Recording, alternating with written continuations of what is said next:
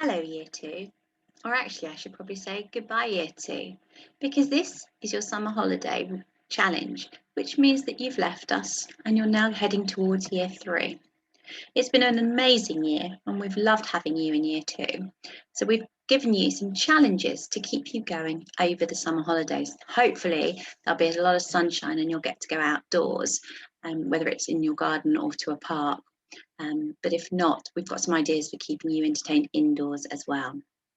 There are 20 challenges. You don't have to do all 20, but you can have a go at as many as you can. So the first one, we gave you a book, a lined book to take home to do some writing.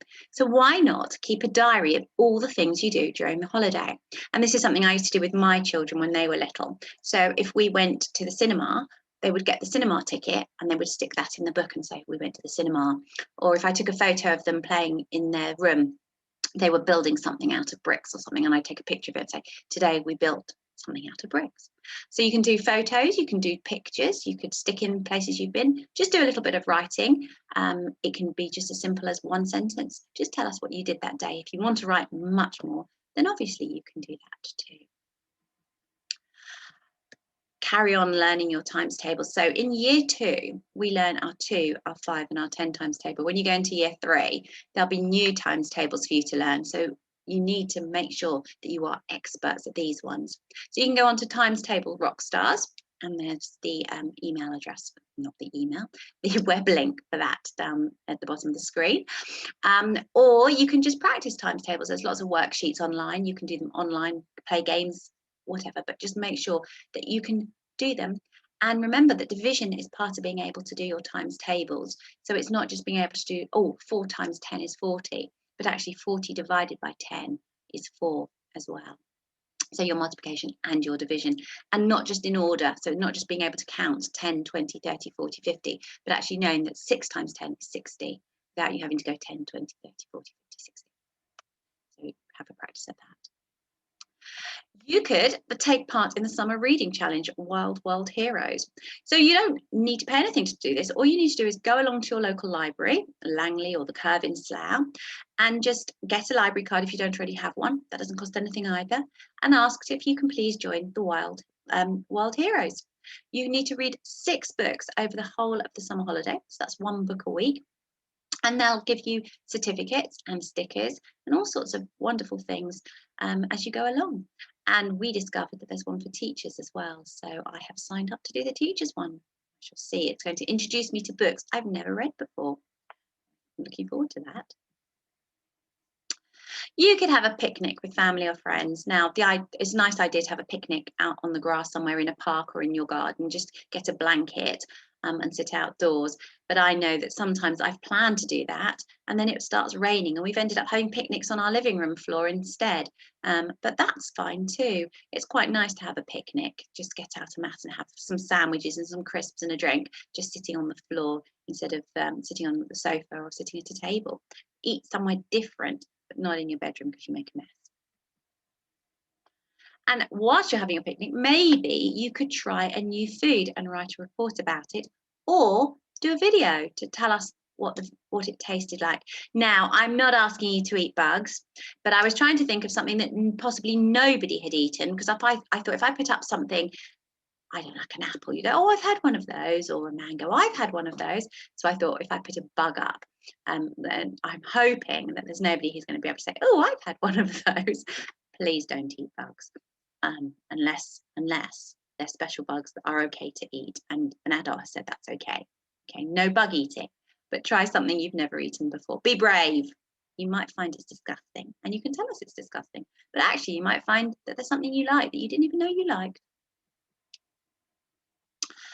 Go for a nature walk and keep a list of all the man-made things you can see. So man-made things are things like houses and letterboxes and cars, things that people have made. And then there are natural objects like your trees and your plants and flowers and maybe animals that you can see. So keep a list whilst you're walking around of what you can do. Maybe a tally. You can count how many trees of different kinds you can see, or how many cars that have a 3 in the number plate. There you go. or how many roads you walk down that go all the way up to 100 in houses.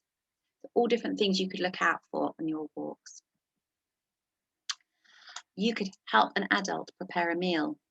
And make sure that if you're using knives, someone is watching you, be really careful. Make sure you listen carefully to the instructions because you don't want to get it wrong.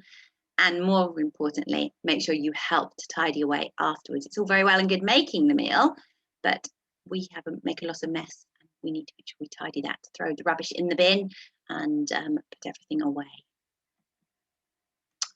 You could go on a penny hike. I had to take my husband on one of these when I was telling him because he'd never been on one.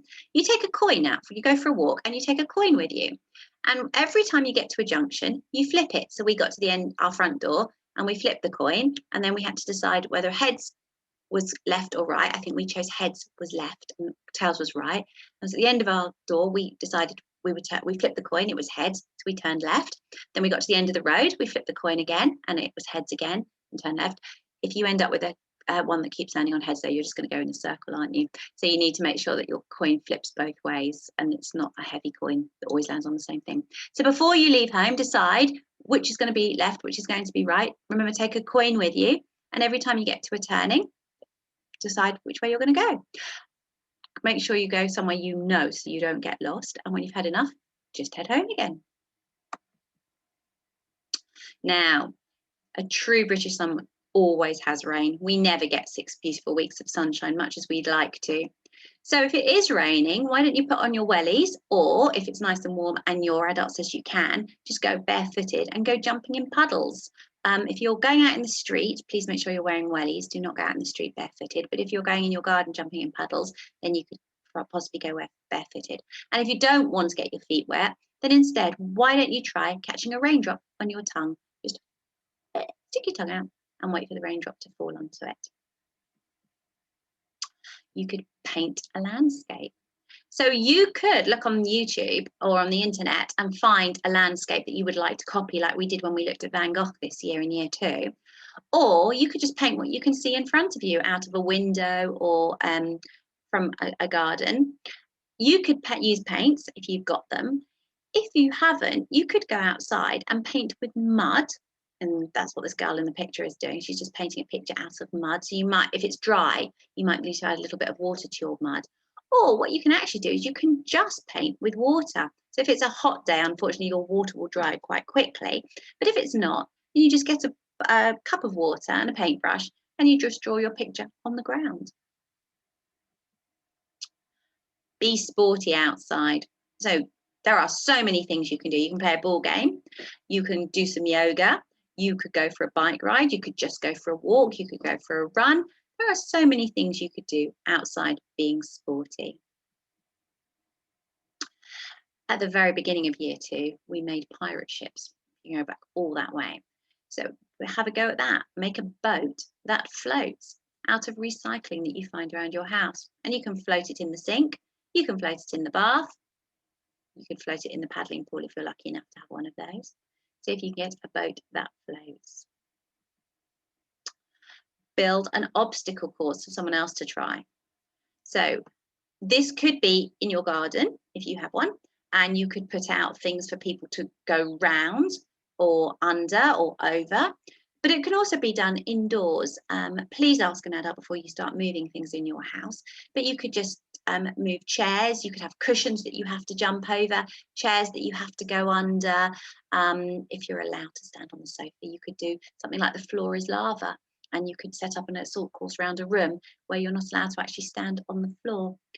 But again, like the cooking, please remember that whatever you've used, put it away when you've finished. The worst thing in the world is to have a messy room afterwards, and then your mum or dad won't be very happy with us for suggesting you do that. So when you finish your obstacle course, please, please, please put it away.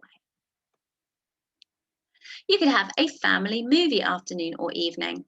Now, I don't know about you, but in our family, that would cause a few problems because we'd argue over what film we wanted to see. But it's quite nice if you just all sat and watched a movie together. So it could be a cartoon, it could be a nice a film. You could do it in the afternoon. If you're very lucky, you could have popcorn. You could build a den and do it on your obstacle course, and you could just get 2 chairs and a blanket across the top or a sheet across the top, and have it like a drive-through cinema where you sit in your car and watch movies. So you could pretend you're in your car if you're in your den, or outdoors if you're very lucky. Maybe if you've got a device, you could take it outside and watch a movie outside. Enjoy your movie. Make your own ice cream or lollies. Now I'm going to tell you a really cheaty way of doing this, but actually there are lots and lots of recipes that you can find online. Oh, getting my words muddled now. So easiest thing to do, you get some yogurt and you stick it in the freezer. It's not really ice cream, it's frozen yogurt, but it tastes really, really good cold. It's really nice, especially those, you can get those fruits, and you can do that with those as well. And for ice lollies, you could just get an ice cube tray and some cocktail sticks and freeze some squash or a juice, something like that. Like I said, there are lots and lots of different recipes you can find online, but those are the easy ways of doing it. You could try carrying out a science experiment. Back during the very first lockdown, Mr. Watkis made a lot of videos on our YouTube channel on different things you could do in the kitchen for science. So you could try looking up one of those. If you just go to Science with Mr. Watkis on our YouTube channel, there are lots of different ones if you haven't already done them. Now, one of the other things we're sending home with your grid for your challenges are the common exception words for year 1 and year 2. Some of you will only have the ones for year 1, don't worry. These are words that you are supposed to be able to read and spell by the time you finish year 2. Okay. Now, I know from looking at some of your work that there are still some that you get muddled with. Things like they, where you put an AY instead of an EY at the end, or with, where you put WHITH instead of just WITH. So have a check through, start with the year 1 ones and just say, can you read all those words and spell them? Can you spell them? So you might need to ask somebody to help you with that because they might need to test you. Please don't do them all in one day, maybe one a day, and just learn them. And if you can't, if you don't get it right, then practice it. See if you can go into year 3 being able to spell all the common exception words for year 1 and year 2.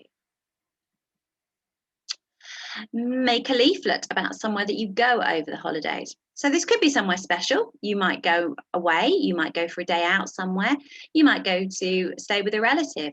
You might not, like me, you might just be at home all summer. So a trip to the supermarket might be somewhere special, and you could make a leaflet about your trip to the supermarket and what you bought, who you went with, what it was like. Play a board game. Now, we've had lots of board games in year 2 this year, and we've really enjoyed playing them. So maybe you could play a board game with an adult or another child in your house, or maybe just a friend that comes over or you go to. If you haven't got any board games, maybe you could make one of your own. You just need a piece of paper and a dice or a spinner, and you could make up some rules about how you play your game. And the last one, you could make fruit kebabs. So you just need a stick, a bamboo stick. You can get those in any supermarket, and you thread some nice fruit onto those. Okay, only make sure you use fruit you like. There's no point in sticking on something and going, I don't like that, because then you're not going to eat it. So maybe you could make bowls of fruit, and then you could make your skewer with just the fruits you like, and other people in your house could do the same.